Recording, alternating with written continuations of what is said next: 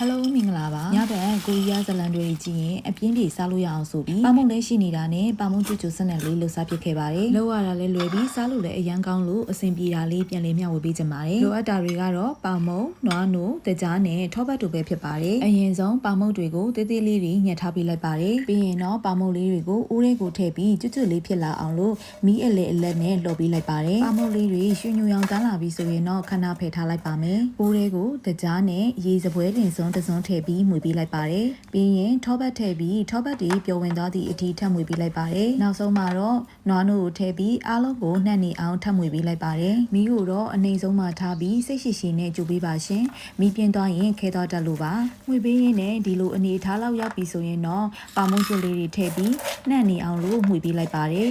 အားလုံးနှံသွားပြီဆိုရင်တော့မီးပိတ်ပြီးကျူတင်ခင်းထားတဲ့ဘေကင်ပေပါပေါ်မှာမုတ်လေးတွေကိုဖြန့်ခင်းပေးလိုက်ပါတယ်မုတ်လေးတွေတစ်ခုနဲ့တစ်ခုကပ်မနေအောင်လဲခွာပေးပြီးခဏလောက်အေးအေးခံထားလိုက်ပါတယ်လုံးဝအေးသွားပြီဆိုရင်တော့တကြွကျွတ်နဲ့ချူချူလေးဖြစ်တဲ့ပါမုံကျွတ်ချူစနက်လေးရပါပြီရှင်အပြင်မှာဝယ်စားရတဲ့စနက်လိုမျိုးကျွတ်ကျွတ်မွမွလေးနဲ့တကယ်ကိုစားကောင်းပါတယ်ဒီနေ့အတွက်ဗီဒီယိုလေးကတော့ဒီလောက်ပါပဲเนาะဗီဒီယိုကိုအဆုံးထိကြည့်ပေးသူအားလုံးကိုကျေးဇူးတင်ပါတယ်နောက်ဗီဒီယိုမှာပြန်တွေ့မယ်เนาะ